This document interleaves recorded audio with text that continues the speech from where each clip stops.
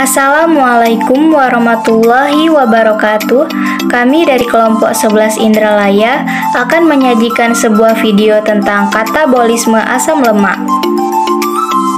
Dengan anggota kelompok yang beranggotakan, saya Dwi Wahdini dengan NIM 0609 1282 12 6027.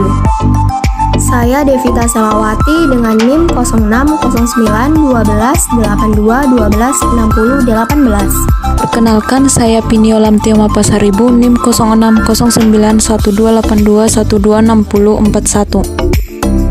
Saya Desi Aprianti dengan NIM 0609 11 82 12 6005.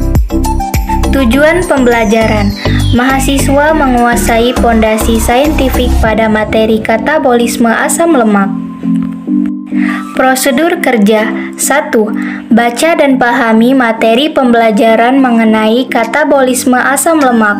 2. Buatlah video mengenai contoh sumber dan katabolisme asam lemak. 3. Rekamlah penjelasan mengenai materi tersebut. Yang keempat, edit video pembelajaran semenarik mungkin. Materi singkat: asam lemak atau fatty acid yaitu senyawa alfatik dengan gugus karboksil bersama-sama dengan gliserol. Asam lemak penyusun utama minyak nabati atau lemak bahan baku untuk semua lipid pada makhluk hidup. Asam ini gampang untuk dijumpai dalam minyak masak atau goreng, margarin, atau lemak hewan dan menentukan nilai gizinya. Secara alami, asam lemak dapat berwujud lepas atau sebagai lemak yang terhidrolisis maupun terikat dengan gliserida. Sumber-sumber lemak. Kuning telur. Kuning telur mengandung air, protein, lemak, dan beberapa mineral. Lemak yang terdapat pada kuning telur lebih banyak daripada putih telur, yaitu mencapai 32%. Lemak pada telur terdiri dari trigliserida atau lemak netral, fosfolipida atau umumnya berupa lesitin, dan kolesterol. Asam lemak utamanya adalah asam oleat, palmitat, linoleat, dan asam stearat. Margarin. Margarin ialah zat aditif pengemulsi pengganti mentega buatan yang dibuat dari minyak nabati dan tambahan unsur hidrogen. 1 sendok makan margarin biasa yang banyak dijual di pasaran mengandung sekitar 80-100 kalori, 9-11 gram lemak, 2 gram lemak jenuh, 1,5-2,5 gram lemak trans, 0 gram karbohidrat, 0 gram kolesterol, dan 0 gram gula. Keju. Keju adalah makanan yang dihasilkan dengan memisahkan zat-zat padat dalam susu melalui proses pengentalan atau koagulasi. Besaran kandungan lemak dalam keju tergantung pada jenis susu yang digunakan. Dalam 100 gram keju mengandung lemak sebesar 20,3 gram dan kolesterol 100 mg. Katabolisme asam lemak ialah proses pemecahan lemak menjadi gliserol dan asam lemak yang berlangsung di membran luar mitokondria. Tujuan utama katabolisme lemak ialah untuk membebaskan energi yang terkandung di dalam senyawa sumber. Aktivasi asam lemak di sitoplasma. Asam lemak yang terdapat pada sitoplasma harus diaktifasi terlebih dahulu menjadi asam lemak KOA. Sebelum memasuki mitokondria, asam lemak difosforilasi dengan menggunakan satu molekul ATP dan diaktifkan dengan asetil-CoA, menghasilkan asam lemak CoA, AMP, dan pirufosfat inorganik. Pengangkutan asam lemak KOA dari sitoplasma. Asam lemak KOA tidak dapat menembus membran mitokondria. Molekul tersebut harus dibawa oleh pembawa atau karir yang disebut karnitin. Asam lemak KOA akan berikatan dengan karnitin membentuk asam lemak karnitin dan menembus membran mitokondria. Di dalam mitokondria, asam lemak karnitin akan bereaksi dengan koenzim A sehingga terbentuk asam lemak KOA dan karnitin kembali. Karnitin kemudian akan keluar mitokondria untuk membawa asam lemak KOA yang lainnya. Beta oksidasi. Oksidasi beta adalah proses pemecahan asam lemak menjadi asetil CoA yang akan diproses lebih lanjut menghasilkan energi dalam bentuk ATP. Asil lemak yang telah masuk mitokondria kemudian akan menjalani beta oksidasi dengan langkah-langkah sebagai berikut. Yang pertama, asil lemak KOA akan diubah menjadi enoil KOA oleh enzim asil KOA dehidrogenase.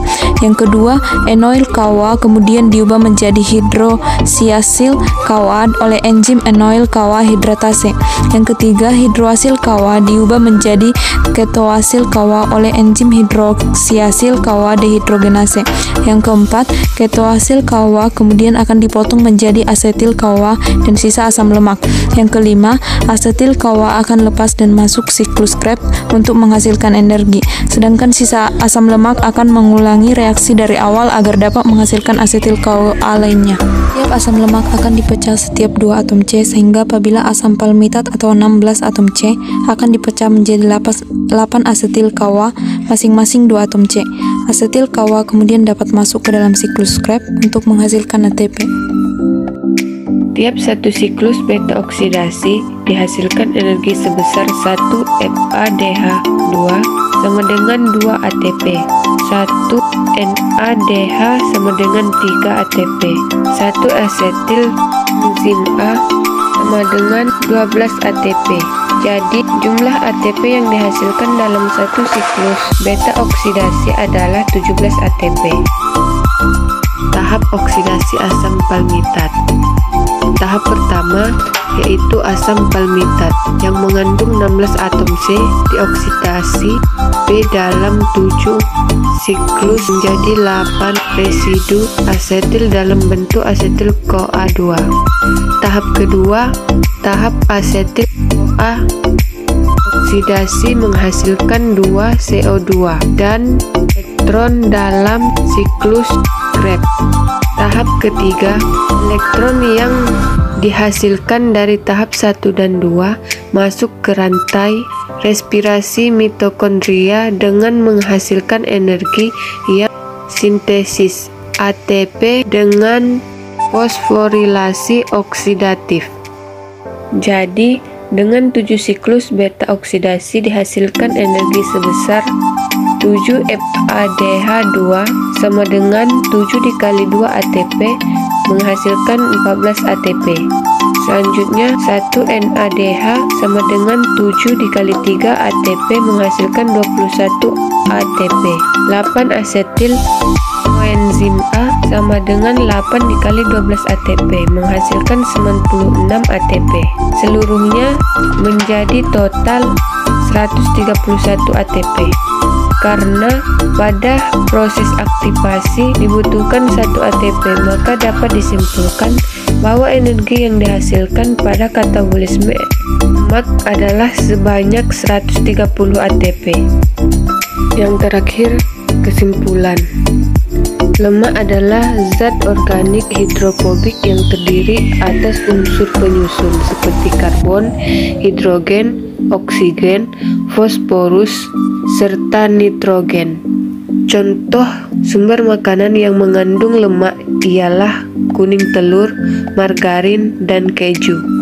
Katabolisme lemak ialah proses pemecahan lemak menjadi gliserol dan asam lemak yang berlangsung di membran luar mitokondria.